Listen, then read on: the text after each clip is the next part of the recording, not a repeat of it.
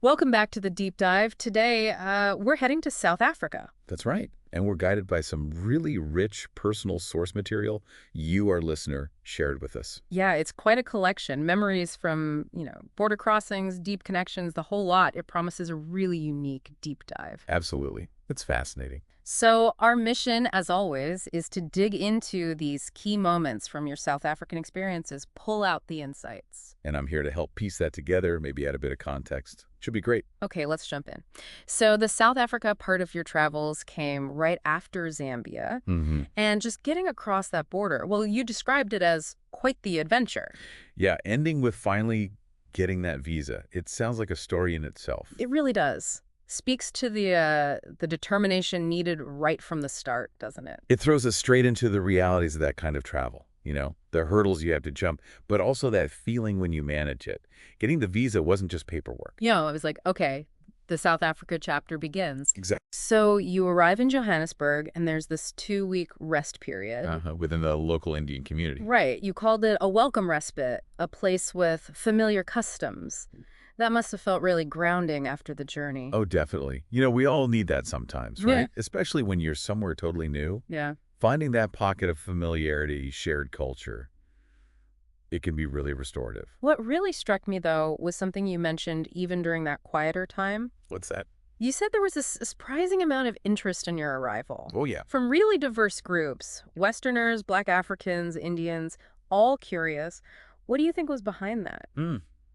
That is interesting.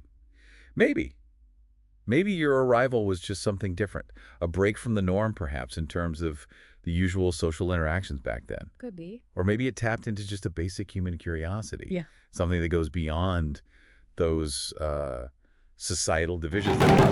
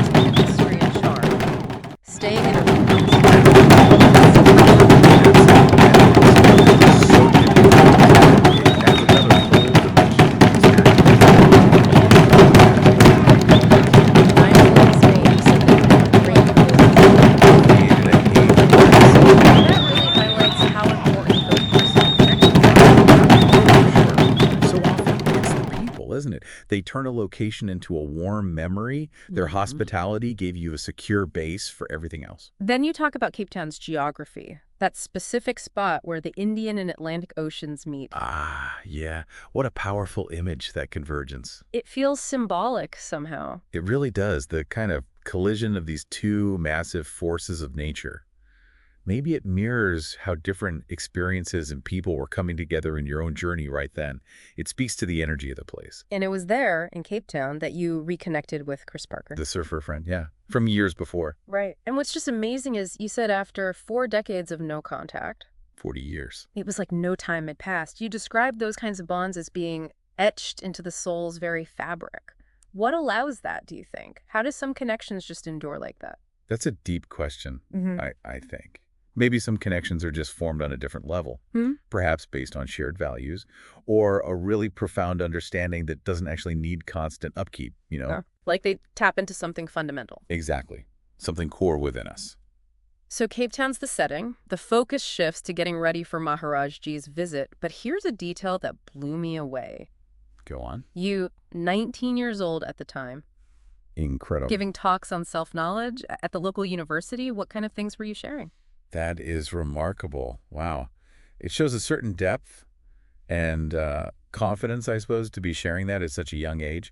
Maybe the talks were about, inner reflection, meditation practices, perhaps philosophical ideas that maybe resonated with students looking for meaning. And apparently the university, the students, they were remarkably receptive.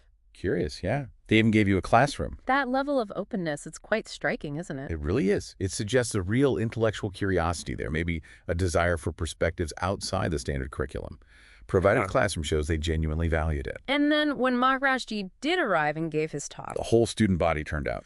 the entire student body, that just speaks volumes about the anticipation, the impact his presence had. It certainly does. Yeah. Underscores the pull of his teachings, how they resonated with so many people there, enough to fill the main hall. Now, the time you actually spent with Maharajji in Cape Town, you remember it as great and precious. And made more intimate because it was just you and Gary Gerard as the only Westerners present. Exactly. That must have created a very unique atmosphere. Definitely. With such a small group, the interactions probably felt much more personal, more direct. Yeah. Fosters a stronger sense of, shared experience. Less formality than you might get in a bigger crowd. And then you described this moment of rare intimacy, a private conversation with Maharajji in his room. Right, where he spoke about his father, Sri Maharajji. And the whole lineage of wisdom. Yeah. What do you feel the significance was, him sharing that personal history with you then? It feels like a moment of mentorship, maybe. Passing on a legacy. By sharing his own roots, the lineage he came from, he was perhaps offering you a deeper context for his own teachings, showing where it all came from. And right after that, this really personal gesture. The magazine. Yeah, he gave you a magazine from England with his discourse in it, but the really special part is what was on the back. Yes. His signature, St. G. Maharaj. And a hand-drawn map. Of his old school in Dehradun. That map, it feels incredibly personal, doesn't it? It absolutely does. I mean, the signed discourse is meaningful, obviously, but adding a hand-drawn map like that, it's a glimpse into his own history, his childhood. It's a gesture that goes beyond just teacher-student. It feels much more like a personal connection. Okay, shifting gears a bit. A big highlight you mentioned was the visit to the Cape of Good Hope. Seeing the oceans merge again. Yeah, witnessing that immense power and beauty, you called it. What was it about that specific spot, do you think, that resonated so much? Well, the Cape of Good Hope has always had this huge symbolic weight, hasn't it? A point of transition, meeting of worlds, seeing those two vast oceans crash together. It probably just evokes this sense of awe. Interconnectedness. Exactly, and the sheer scale of nature there, it can be profoundly moving. And then, this wonderful little story, the race. Yes, up the stairs. With Maharajji and Bihari Singh, and you were genuinely surprised, you said, to be easily beaten by Maharajji's effortless grace. Effortless grace, yeah. What do you think that little moment showed, beyond just being a bit of fun? Well, it's a great reminder, isn't it, that vitality isn't just about physical strength or youth, that effortless grace. Yeah. It hints at maybe an inner source of energy, something beyond just muscle power. A sort of subtle demonstration. Could be. That there's more to vitality than just what you see on the surface. It's a lovely image, and it was caught on camera. Oh, the South African photographer. Yeah. A snapshot of connection. Maharajji, Bihari Singh, and you, arms over shoulders, saying, cheese. That must be a treasured photo. Oh, absolutely. Freezing that moment of shared joy, of camaraderie. It's a tangible piece of that connection you all felt. A visual reminder. So the journey continues back to Johannesburg. On the flight, Maharajji does this small, sweet gesture. Passing out Nestle's white chocolate. It's those little things, isn't it? Those unexpected moments of kindness that really stick with you. They really do. Simple gestures like that create warmth, connection, makes the whole thing feel less formal, more human, shows a real awareness of others. Then the final 2 weeks, back in Johannesburg, the house becomes, once again, a center of convergence. Right, daily gatherings. Of people from, and this is key, all races, colors, and creed. Westerners, Black Africans, Indians, all coming together. In that context, apartheid South Africa. That's powerful. Extremely powerful. What do you think drew such a diverse crowd day after day? That has to suggest some shared purpose, right? Or a common feeling that just transcended those enforced separations. Maybe Maharajji's presence, his teachings, created a kind of space where those artificial barriers just felt less real. Fostering a sense of shared humanity. Exactly. And here's the bit that really makes you pause. Despite the government enforcing strict racial segregation, you specifically noted that they did nothing to intervene. They just allowed this harmonious coming together to happen. You emphasized such harmony. Why do you think the authorities stayed away? That is a significant detail. Maybe.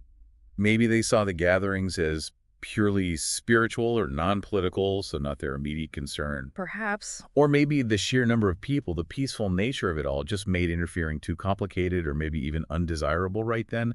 It feels like a subtle kind of resistance, doesn't it? Just by the simple act of being together. A quiet defiance through harmony. Something like that. Remarkable. Okay, so finally, the departure. Flying back to England with Maharaj Ji. And when you arrive, he says something incredibly powerful directly to you. What was it again? Right now, my body is in England, but my soul is in South Africa. Wow. That's very evocative. It really is. It speaks to such a profound connection he felt, doesn't it? With the place, with the people. It wasn't just a visit. Something deep had taken root in him there. Clearly. And you explained you felt this connection came from the openness, the response of the people in South Africa, which led you to that beautiful conclusion. The soul's true geography is measured not in borders, but in the hearts it touches. That just perfectly captures the essence of your whole South African experience, I think. It really does. It hammers home that idea that real connection, real impact, it goes way beyond lines on a map. It's about the human bonds we form. So looking back at this whole journey, it really was, as you put it, a tapestry woven with moments of grace, connection, unexpected freedom, and the enduring power of harmony in a divided world. What an incredible story. It's a potent reminder, isn't it, of our human capacity for connection, even in difficult times, and how much individual experiences can resonate. And with that thought, we turn it over to you, our listener. Yeah, maybe take a moment to think about a place you feel deeply connected to. Not necessarily famous or geographically dramatic, but somewhere that holds a significant piece of your soul's geography. What specific moments, what connections happen there that might explain that deep resonance you still feel? Something to mull over. Thank you so much for sharing these incredibly meaningful experiences with us. It's truly been a privilege to explore these memories, the surprising details, the lasting connections from your time in South Africa. Absolutely. We hope this deep dive has maybe sparked some new perspectives for you, perhaps a deeper appreciation for the sheer power of human connection. Until next time. Keep exploring those connections.